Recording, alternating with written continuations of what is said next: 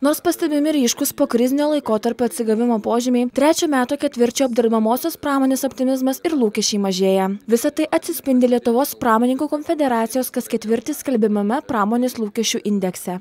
Taigi šį ketvirtį lūkesčiai išliko optimistiški, lūkesčių indeksas, kaip matote, viršė tą kritinę 50 punktų ribą.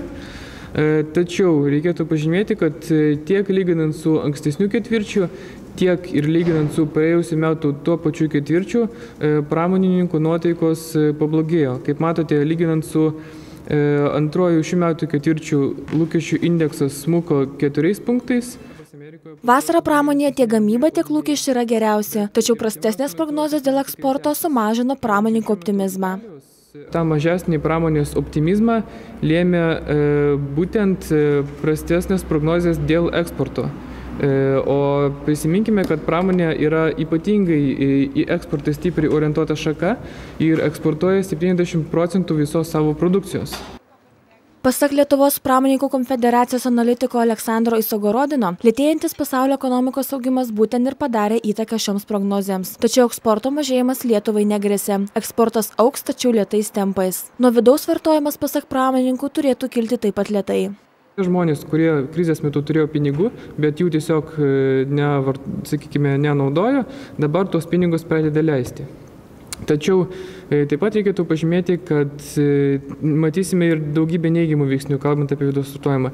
Didžiausia problema yra būtent augančios kainos. Tai yra šiuo metu infliacija Lietuvoje dėl pasaulinių veiksnių auga kur kas sparčiau negu auga darbo užmokestis, kuris irgi auga. Todėl, kaip aš sakiau, labiausiai tikėtinas vidaus paklausos augimo scenarijus yra lėtas atsigavimas. Antrąjį metų ketvirtį pramoninkai prognozavo spartų darbuotojų skaičiaus augimą, tačiau dabar situacija pasikeitusi. Šiuo metu Lietuvos ekonomikos augimas jau siekia tą lygį, kada įmonės pradeda aktyviau kurti naujas darbo vietas. Tačiau užimtumo didėjimas vyksta pakankamai lėtai pramonėje. Priežastis pagrindinė yra ta, kad labai aiškiai trūksta kvalifikuotos darbo jėgos. Tai yra įmonės šiuo metu yra tikrai pasiruošusios priimti naujų darbuotojų, tačiau šiuo metu neranda žmonių, kurių kvalifikacijos lygis atitiktų darbdavių lūkesčius. Vis dėlto nedarbas ir toliau nuosakiai mažės, o darbo užmokestis trečią ketvirtį turėtų kilti, tačiau nedideliais tempais. Nepaisydami netokių optimistinių prognozių, pramonininkai neketina keisti savo produkcijos kainų.